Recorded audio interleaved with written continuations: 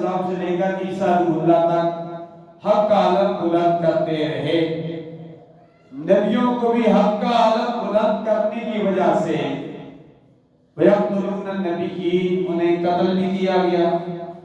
حضرت زکریا علیہ السلام کے سر پر آرا جلایا گیا۔ حضرت کس کس نبی کا ذکر کروں؟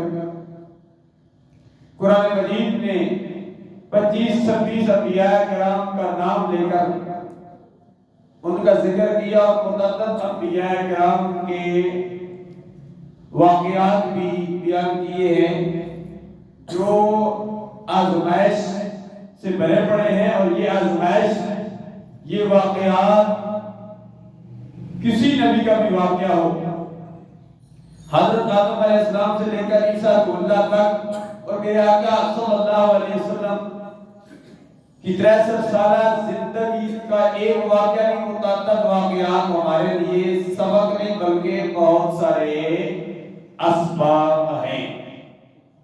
الحمدللہ ہمارا عقیدہ سچا کھرا عقیدہ ہے۔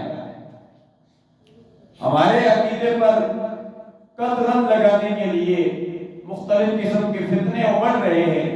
یہ وہ دور ہے جو سرکار نے فرمایا تھا صبح بندہ مومن ہوگا، شام کو کافر ہوگا، یہ شام کو مومن ہوگا، صبح کافر ہوگا۔ اکثر لوگ تذبذب کا شکار ہیں۔ میں آپ کو دعوت فکر دیتا ہوں تذبذب کا شکار بالکل نہ ہو۔ مذبذبی